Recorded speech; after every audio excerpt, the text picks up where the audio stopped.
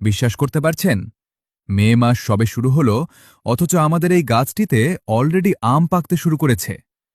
যখন আশেপাশের কোনো গাছে আমের রঙও ধরেনি, তখন আমাদের এই গাছটি একদম হলদে হয়ে গেছে। এই গাছটি আমাদের বাড়ির সবচেয়ে স্পেশাল একটি গাছ। এর আম যেমন সুস্বাদু, তেমনি এর একটা অদ্ভুত গুণ হল এটি সবার আগে পাকে। এলাকার সব আম যখন কেবল বড় হচ্ছে, তখন আমরা পাকা আমের মিষ্টি ঘ্রাণ পাচ্ছি। মনে হচ্ছে প্রকৃতি আমাদের জন্য একটু আগেই ঈদ নিয়ে এসেছে। চলুন, আপনাদের সামনেই একটা আম পাড়ি। দেখুন, একদম প্রাকৃতিকভাবে গাছেই পেকেছে, কোনো কার্বাইড বা মেডিসিন ছাড়াই। এই টাটকা আমের স্বাদটাই অন্যরকম।